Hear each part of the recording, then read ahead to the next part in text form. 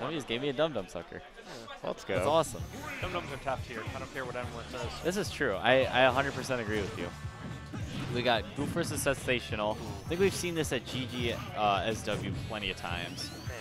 Goof off to a strong start. I was going to say, he is playing phenomenal right now. 61% unanswered right now and climbing. Goof is looking to make it the losers finals. Yeah, I mean, if he keeps this play up, there's no doubt about it. But the thing is with Falcon, he's got that rage factor and he's got good combo game. So if he can get an opening or two, he can bring it back. And that going for that knee. That right there is the great equalizer. See, I think that Sonic is almost in up air knee percent. Oh my gosh. Yeah, once he got hit with that spring, that really limited Goof the direction. clean up that stock real quick.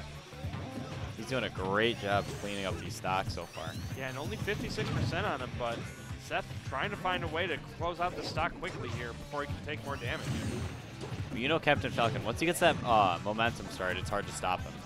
Yeah, and that's doubly so for Seth because he's definitely an emotion-based player. But this is going to be hard for him to bring back because it's not the easiest thing in the world to approach Sonic. Oh, no, not at all. I mean, yeah. Oh my gosh, because if you mess up, you're going to take like about like 20–30%. Yeah. Just because Sonic's punishes are so strong.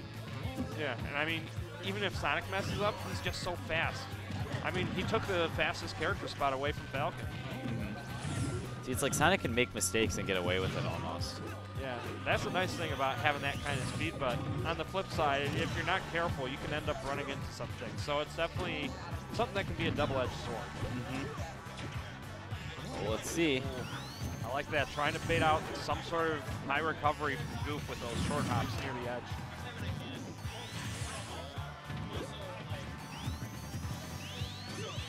A bit of a standoff.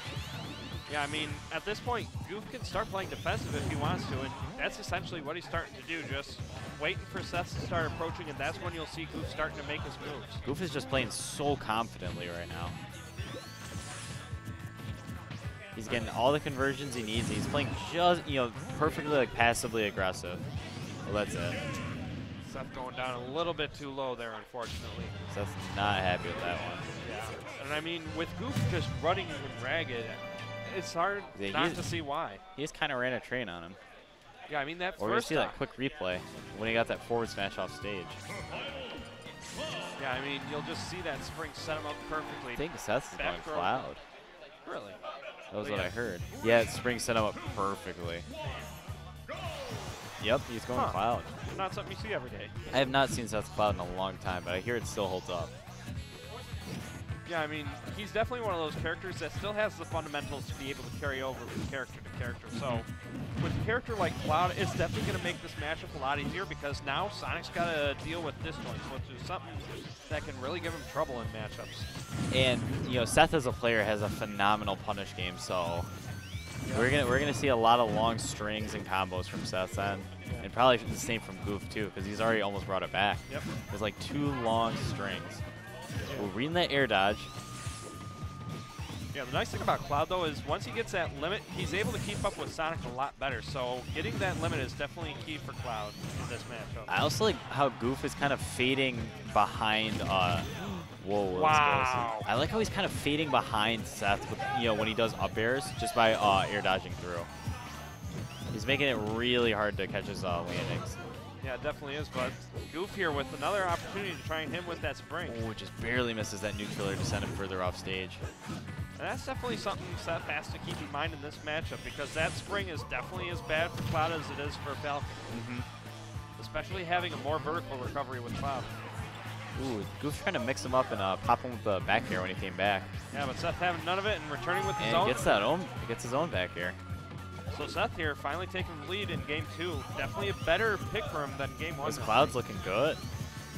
Yeah, I mean, these disjoints are definitely doing good work for whenever Goof is approaching because it gives him more space that he can space himself out with because he doesn't have to react so close to when Sonic's getting in on him. He can start his attacks a lot earlier than other characters.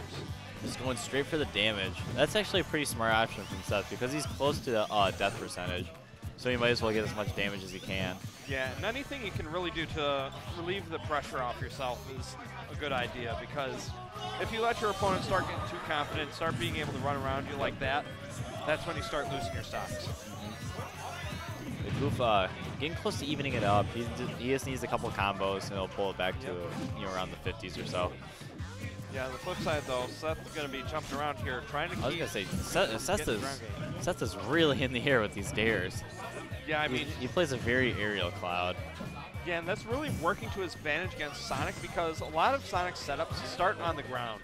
Yeah. So being able to be in the air and throw out those disjoints reaching below you like that down air. Yeah, his best moves are on the ground.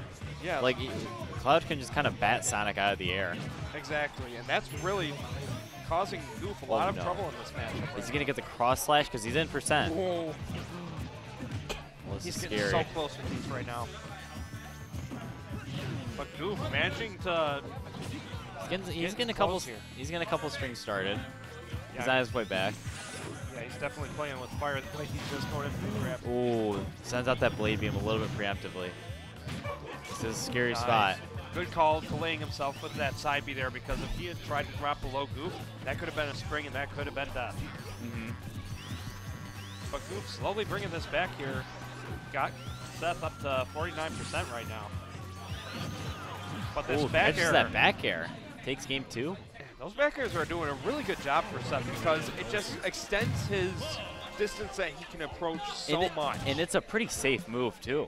Yeah, I mean, if he hits at sword's length, yeah, Sonic's got speed, but with that extra disjoint, it lengthens the amount of time that he has to react to it. So Seth's able to get his defenses back up before Goof can even get in. So here we go, going to game 3 on Town and City. I like this counter pick from Goof because he can kill Cloud just that much earlier. Yeah, Sonic definitely has a lot of good kill setups. Oh my god! Jeez. 72 off that one conversion. Wow, looking like Luigi over here. Goof is playing off. He's playing off the wall right now using these platforms. Yeah, and this is what he needed going into game 3. Just get a good solid start. Wow! Goes for that finishing touch. Definitely risky. I don't think it would have killed with. It might have because grounded version. Oh, puts him in a scary spot again.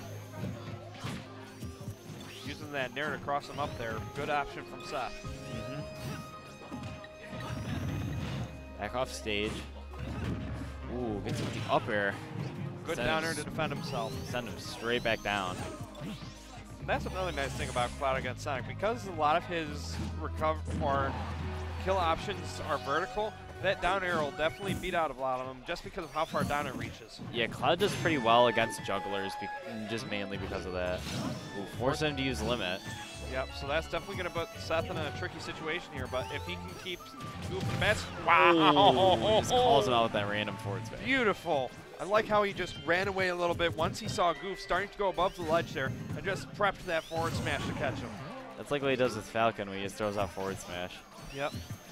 He's definitely one of those players that's really good at utilizing the pullback mechanic in this game. Whether it be something you have to do yourself or if the character's got it built in, it's a really good mix-up option. Oh man, Seth, that limit is almost online. Yeah, now that he's gotten hit is online, but he is at 173% back throw, still not killing. That limit, because of the extra weight, is going to save him. Yep. Good call. Oh, that was a great drift back by Seth to avoid that. And not just that, but the limit side B off the stage because he knew Goof was going to be looking for the spring gimp there to give him some trouble. Goof was in a bit of a scary spot when he got that up air. Yeah, I mean, look at how much rage he has. It's max. That's full. Yeah. Oh, that might be dead. At the ledge, that's going to kill. Yeah. If it didn't, I'd be calling up Sakurai. 0.9. Yeah, we got to check the Wii U here. Up airing unsafely into Goof's shield there, taking 21% for it. Let's see if Goof can bring this back. He needs another strong, string like he got at the very beginning of this match. Yeah, but with SETHsational's aerial gameplay here, it's definitely making it a little bit harder for Goof to find those openings he was able to find game 1. Definitely. I mean, just like that, being able to just short hop nair to cross up out of situations like that are so pivotal for SETHsational right now. Ooh, looking for that standard get up, but not getting it there. Goof air dodging right through it. Goof's been doing a good job getting up from the ledge. He's pretty patient with it and just waits it out. Wow. Went for that fishing touch. That was bold. I mean, he saw that Goof's shield was really low. Yeah. So he figured he might be able to get the shield poke through it. And with the ground inversion and with that up air. Goof over 65%, that would have killed. Let's see. Yeah, this is definitely getting really close for Goof, but it's also starting to get close for SETHsational here because his percentage is climbing, and with the rage that Goof has, all it could take is one mistake. Throwing out these backers, just trying to creating find a some wall. Yeah, just really hoping to find some way to get Seth off stage here, because if he can get him off stage, that's going to make it a lot easier for Goof to take the lead here. Oh, Goof put himself in a really scary spot. Yeah, that's always risky. Platform forcing him to burn his jump. Oh, wow. That spring sent him back on stage and set him right up for that down smash. This is just inches away for both players right now because they've both just been evading death by narrow margins. Just surviving by the skin of their teeth, man. Yeah, I mean, you can start to see that coming into their play here because both of them are starting to play a little bit more timid, a little bit more careful in their approaches. You know? Yeah, I mean, nervous. You don't want to be the one to make the mistake because if you lose this stock, you're out of the tournament. Mm-hmm.